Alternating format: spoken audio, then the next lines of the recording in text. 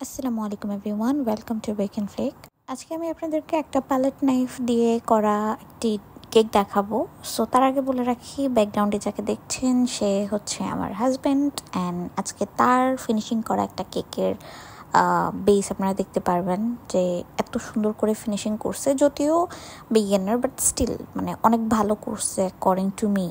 So এই কেকটা খুবই সুন্দর ছিল, অ্যান্ড এটা বেসিক্যালি একটা সারপ্রাইজ কেক ছিল।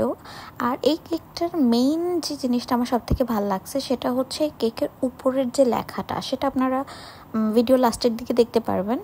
সো এই কেকটা অনেক সিম্পল ছিল, আর কেকের উপরে জাস্ট রেড কালার দিয়ে কিছু প্যালেট নাইফ দিয়ে কিছু ফ্লাওয়ার্স গেছে, 2-3টা শেডের কালার অ্যাড করে এরপরে হচ্ছে গিয়ে সোয়াচ করছি একটা প্যালেট নাইফ দিয়ে, ফ্ল্যাট প্যালেট নাইফটা ইউজ করছি, দ্যাটস ইট। অ্যান্ড পরে আমার খালি খালি ফিল হয়েছে, তাই আমি একটা বর্ডারও দিছি।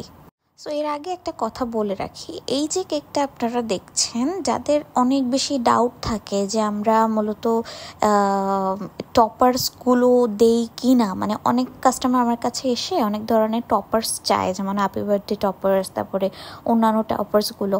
সো এই যে টপার্সগুলো থাকে এগুলো হচ্ছে এডিবল টপার্স, যেগুলো আমি ডার্ক চকলেট দিয়ে করে দিই বা হোয়াইট চকলেট দিয়ে করে দিই।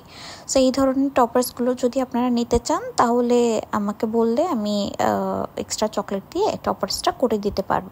তো এবার আসা যাক এই কেকটাতে। সো এখানে উপরে লেখা ছিল সিজন 20 এপিসোড 1।